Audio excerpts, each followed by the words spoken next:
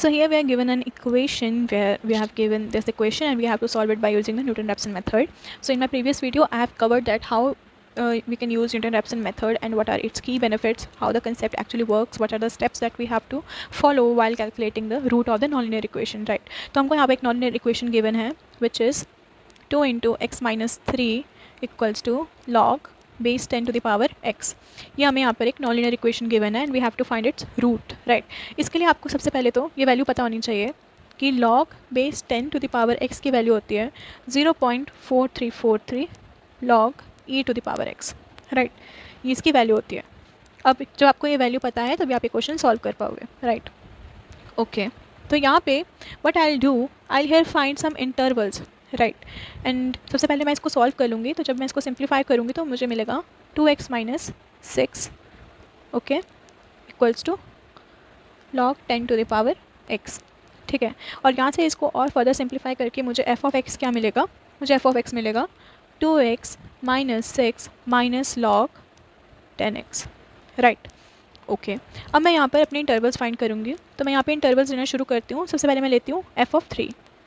तो when I take f of 3, यहाँ पे मैं 3 पुट करूँगी x की जगह, minus log base 10 to the power 3 and when I solve it I get minus of 0.47712, right.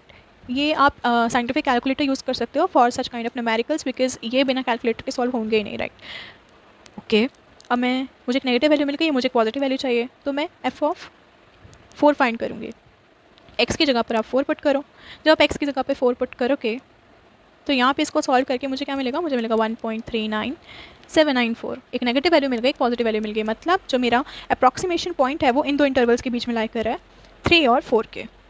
3 पे मुझे कौन सी वैल्यू मिल रही है, 3 पे मुझे ये वैल्यू मिल रही है, 4 पे मुझे ये वैल्यू मिल रही है, राइट. अब मुझे ये बताओ इन दोनों में से 0 के ज़्यादा पास कौन सी वैल्यू है, 0 के ज़्यादा पास कौन सी वैल्यू है. ऑफकोर्स 0 के ज़्यादा पास ये वाली वैल्यू है ना, इससे. ओके, तो 3 और 4 के बीच में मैं कोई एक ऐसा पॉइंट सेलेक्ट करूँगी अपनी तरफ से जहाँ पे उसको मैं x नॉट एज्यूम करूँगी. तो 3 और 4 के बीच में लेट्स से मैंने सेलेक्ट किया 3.5. ओके, तो इस 3.5 को मैं x नॉट की वैल्यू कंसीडर करूँगी. Okay, fine. तो यहाँ से मुझे मेरा x नॉट मिल गया 3.5.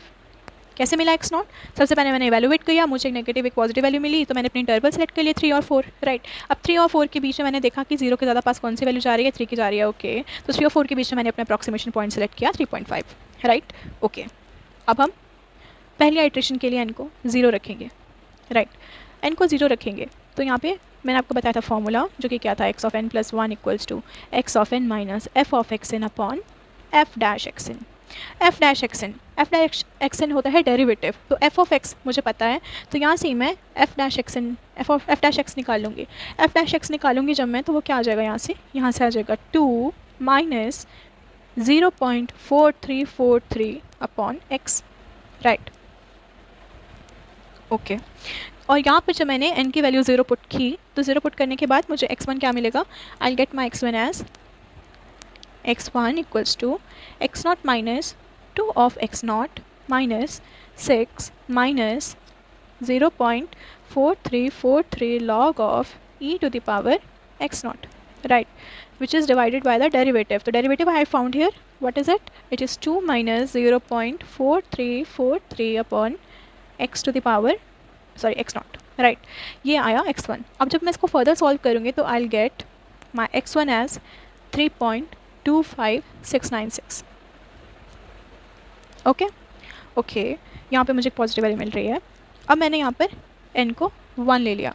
When I'll take my n1 and I'm in the second iteration, I just substitute the value here as 1. When I'll substitute the value here 1, I'll get 1 plus 1 2. x2 equals to x1 minus f of x1 upon f dash x1, right. तो यहाँ पर जब मैं अपनी values को लिखूँगी तो what I get here x2 minus 2 of x1 minus 6 minus 0.4343 log e to the power x1 divided by 2 minus 0.4343 upon x1, right. इसके बाद when I'll solve it, I'll get my x2 as 3.256366. Now you can see here कि 3.256 and 3.256. This is matching, right? It is a match. So whenever there is a match, that means I have found my root. What is my root? My root is this. Okay, so here just take a brief look at the question. I was given this question. I have just found the derivative of the equation. I've just simplified the equation. I have found a derivative. Then I have found two intervals along which I'm getting a negative point as well as a positive point in a continuous manner, and I select a value which is in between of the two intervals, right? This is my approximate value. Approximate है ये, ठीक है. This is my approximate value I have selected. Then I'll find for n equals to 0 by putting in the formula for the Newton-Raphson method. Right, I have put in the values here. N0 I have put in here, so I'm getting x1. Then I just simplified it. I'll put here n1, and I have just simplified it, where I have found that for the point x1 and x2 I'm getting the two values which are matching. Therefore I have found my root. So I hope so this video is useful to you. अगर आपको समझ में आए तो just like and subscribe to my channel.